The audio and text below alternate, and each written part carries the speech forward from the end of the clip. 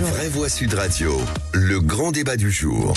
Le baromètre annuel du cabinet Mercer dévoilé ce 22 juillet par le Figaro révèle une hausse inédite du taux d'absentéisme dans le secteur privé, 5,8% en 2024 contre 5,3% l'année précédente.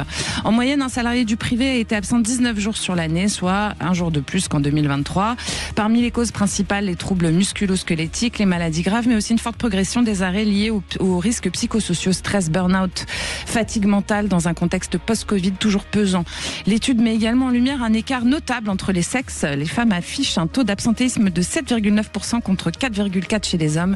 Près de 36% d'entre elles ont connu au moins un arrêt dans l'année. Un signal d'alerte pour les entreprises confrontées à des tensions RH croissantes et à la nécessité de repenser la qualité de vie au travail. Allez, cherchons. Fatigue, démotivation, fragilité, angoisse. Les raisons de ne pas aller au bureau ne manquent pas. Alors quand le corps affiche des signes de faiblesse et que la tête lui emboîte le pas, le patient supplie le médecin qui, au bénéfice du doute, lui délivre le précieux sésame, un certificat d'arrêt de travail. Quand le pseudo-malade ne s'en rédige pas un par le truchement de l'informatique, vous savez que tout est possible maintenant. Donc ce scénario plombe le système, mais concerne-t-il tant de gens que cela? Nous vous posons la question sur le compte X de Sud Radio, fort absentéisme. Les Français aiment-ils travailler? Alors, vous commencez à voter. Il faut continuer. Je vais vous donner la première tendance.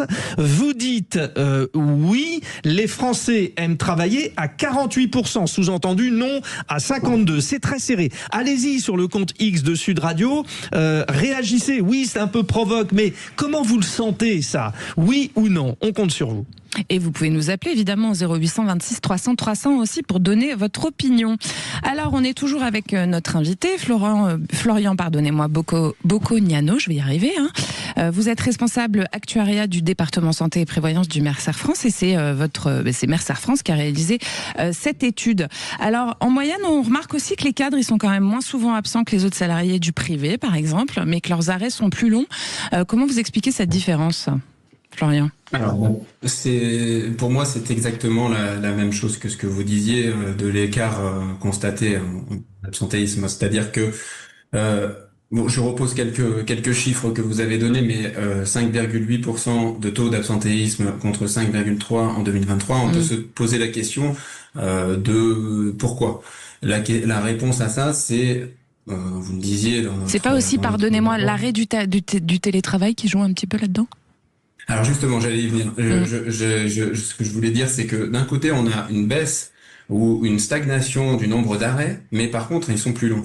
Ils sont plus longs, et donc ce qu'on fait, nous, chez Mercer, c'est qu'on traite la donnée, et donc on va regarder quelles sont les causes, ou en tout cas, quels sont les frais de santé associés à ces arrêts, et on constate que tout est lié, quel que soit le bord dans lequel on le prend, chez les cadres, chez les non-cadres, chez les femmes, chez les hommes, c'est la santé mentale qui fait dériver l'absentéisme. Et le curseur, justement, pour bien identifier cette problématique de santé mentale, c'est la notion de dépression ou pas. Et finalement, les médecins généralistes ne sont pas toujours munis pour faire un diagnostic, on va dire, efficace. Mais il y a le risque aussi de ne pas mettre au repos. C'est pas simple pour les médecins. C'est exactement, c'est pas simple pour les médecins et en fait on a la certitude, un peu comme le rapport de la Cour des comptes, qu'il y a plusieurs sujets sur lesquels il faut jouer. Là vous mettez en avant les risques de fraude et c'est un des sujets sur lesquels il faut porter notre attention, mais il faut aussi porter notre attention sur la prévention, parce que justement c'est un risque qu'on découvre. Il y a eu la libération de la parole depuis le Covid, on ose plus dire qu'on va pas bien en rapport avec sa santé mentale depuis le Covid et depuis la libération de la parole, mais ça reste quand même quelque chose de difficile à dire, parce qu'on n'a pas de problème à dire qu'on a un rhume, mais on a un problème à dire qu'on a quelque chose qui va pas dans notre tête.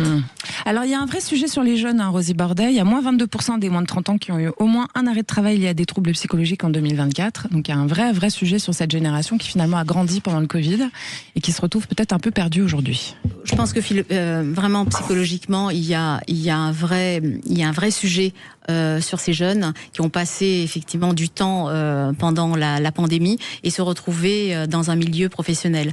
Monsieur parlait de la prévention, je pense qu'il faut vraiment alerter, il y a vraiment des choses à mettre en place pour les salariés, pour les collaborateurs. Et moi, je me souviens, j'ai travaillé pendant quelques temps dans une organisation professionnelle et on a initié la santé au travail. C'était il y a plus de 10 ans de cela. Et on voit aujourd'hui à quel point c'est au cœur de nos débats. Ce n'est pas rien, l'absentéisme au travail, c'est un vrai sujet. Aujourd'hui de société, c'est pas uniquement économique parce qu'il y a vraiment des gens qui sont en souffrance. Vous parlez des médecins ou de connivence ou pas de connivence. Je ne pense pas que la majorité des personnes se mettent en arrêt maladie parce que par plaisir ou par loisir. Le fait qu'ils soient dépourvus sur la bonne situation et qu'ils puissent aussi résister à des pressions, parce qu'il y en a de plus en plus. Exactement, il y a les pressions, il y a la concurrence, les challenger entre eux, etc. C'est vrai que le milieu professionnel n'est pas non plus un milieu de bisounours, mais je pense aussi c'est aux dirigeants et aux DRH d'assumer et d'assurer leur rôle, donc de pouvoir détecter et la libération aussi de la parole. Quand on va pas bien, les DRH, on n'a pas très envie de parler. Les DRH, ils sont moins aptes à juger de l'état de santé d'une personne qu'un médecin quand même, Rosie Bordet. Oui, c'est deux métiers bien différents, mais je pense quand on est DRH, quand on gère des personnes, de l'humain, on est capable aussi de détecter si la personne se sent à l'aise pour parler. Donc je pense que là, je parle vraiment des maladies ou des troubles psychologiques. Donc, il faut aussi être attentif à cela. Donc, que les salariés, les collaborateurs puissent parler et avoir quelqu'un qui puisse écouter. C'est bien de parler, mais si on n'est pas écouté, ça sert à rien.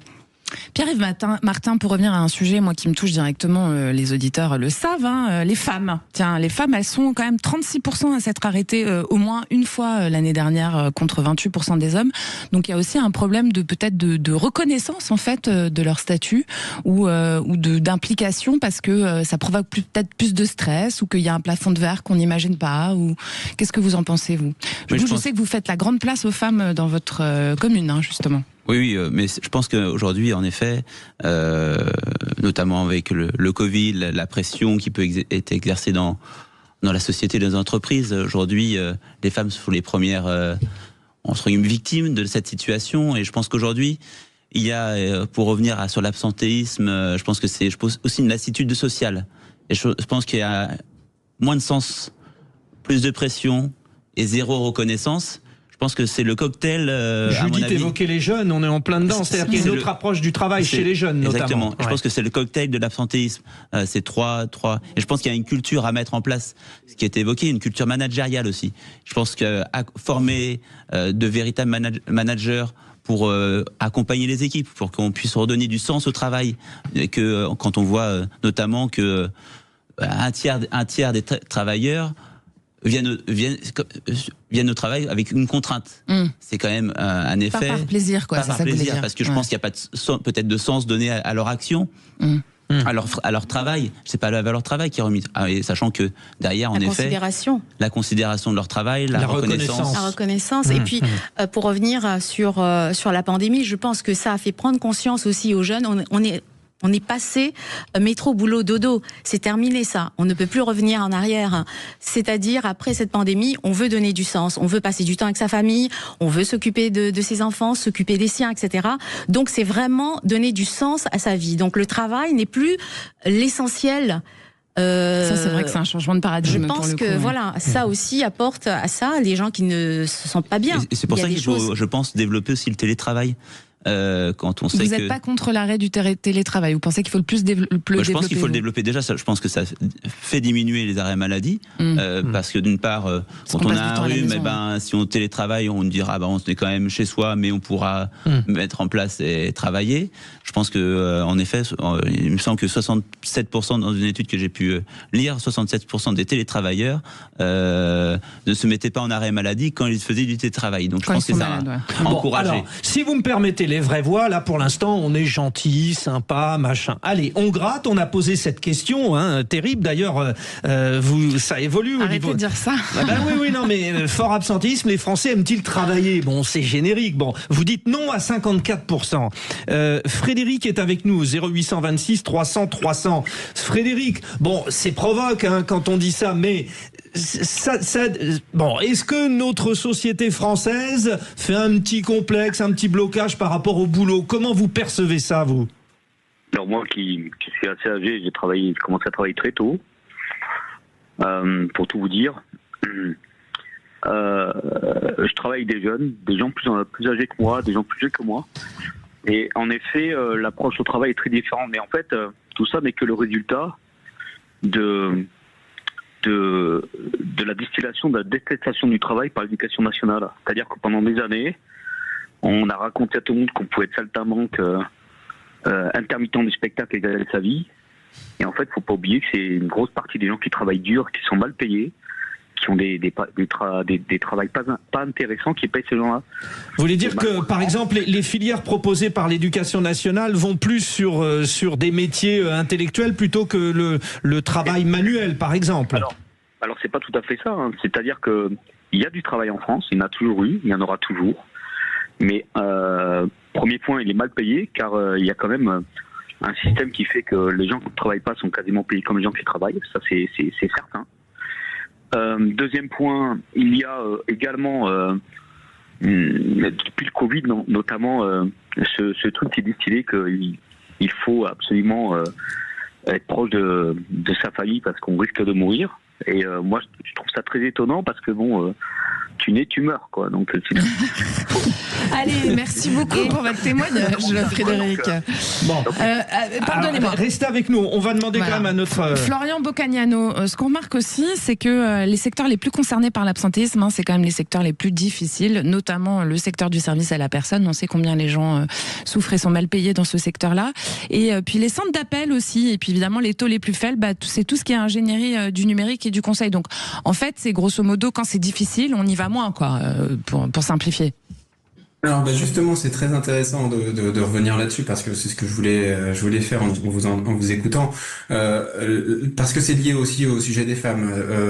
Les femmes dans notre portefeuille, on constate qu'elles sont majoritaires dans ces secteurs-là. Donc le service d'aide à la personne, elles sont plus exposées à des risques psychosociaux que ne le sont des cadres ou autres. Dans l'ingénierie ou dans la tech, Oui, de même le vieillissement de la population induit un absentéisme plus fort des femmes. Pourquoi? Parce que il y a de l'aidance. Beaucoup d'aidants familiaux sont des femmes. Et donc derrière, ça, enfin voilà, on a des explications. Maintenant, si j'en reviens à votre question, il y a effectivement un absentéisme plus grand et de tout temps, et pas seulement lié à la santé mentale, sur les secteurs les plus durs. Que ce soit les services d'aide à la personne, le centre d'appel, quand on se fait crier dessus parce qu'on n'est pas satisfait de telle ou telle chose, c'est plus difficile à vivre que d'aller rentrer des chiffres dans un ordinateur, par exemple. Donc il y a effectivement toute une thématique autour de la difficulté de travail. Mais est-ce qu'autour de la table, vous concevez ici, sur Sud Radio, que le système français, c'est ce que disait un petit peu Frédéric, notre auditeur, que le système français n'incite pas finalement à aller au travail? À se donner, quoi. Oui, Rosie Bordet. Je dirais pas ne pas aller au travail. Je pense qu'aujourd'hui, il faut revaloriser le travail. C'est reconsidérer les gens qui travaillent très dur, monsieur vient de le dire, qui sont mal payés. Donc je pense il y a ce côté-là, c'est revaloriser le travail. Et après, effectivement, c'est pas la majorité, encore une fois. Il y a des gens qui profitent du système. Pourquoi se réveiller tôt le matin, de se prendre son transport, passer du temps dans les transports et se faire peut-être parfois engueuler par son patron. Profiter du système, ça veut dire que le système est perfectible. Le système, c'est-à-dire de payer des personnes qui restent chez eux et qui travaillent pas, donc qui touchent le chômage et les aides, etc. Est-ce que le système est trop laxiste? Je pense qu'il faut revoir cela. Tout le monde ne profite pas de ce système, mais à un moment donné, il faut quand même se dire les choses et arrêter d'être hypocrite. Il y a des gens qui profitent du système. Pierre-Yves Martin. En effet, il y a une valorisation du travail. En effet, quand on voit que il y en a qui préféraient peut-être rester chez eux s'ils étaient payés la même chose sans travailler. En effet, mais je pense qu'aussi, je reviens sur le sens du travail, parce qu'on peut être bien payé et puis continuer à être en arrêt maladie, mais parce que n'a pas envie et on n'a pas de sens au travail et au sens qu'on souhaite donner. Je pense qu'aujourd'hui, les Français ont encore cette notion du travail, mais je pense qu'aujourd'hui, derrière, il faut redonner véritable action, notamment sur le sens du travail et la valorisation de certains métiers, notamment, qui ont été sans doute dévalués, comme ça a pu être rappelé tout à l'heure par Frédéric, sur certains métiers qui, dans le système éducatif, sont souvent, il faut pas faire ça, il faut faire le cursus général et ainsi de suite, et pas faire les métiers techniques et les métiers de bouche notamment, et tout ça. Moi, je veux bien, mais quand on touche le SMIC et qu'on doit se réveiller, s'occuper des personnes âgées, prendre sa voiture, courir de maison en maison, faire la toilette, faire à manger, etc., et gagner quasiment un SMIC, et à côté de ça, des gens qui ne travaillent pas. On parlait des femmes, et là, je parle vraiment des salariés qui sont employés pour les services à la personne, qui sont très mal payés. On voit bien le stress qu'elles supportent, ces personnes. Donc, je le vois bien. En réalité, on a besoin de problème d'effectifs parce que les gens ne restent pas.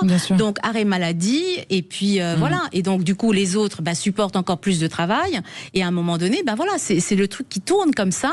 Mais on ne peut pas demander aux gens de faire plus et de ne pas les payer à leur juste valeur. Florian Boccognano, on va vous laisser le mot de la fin.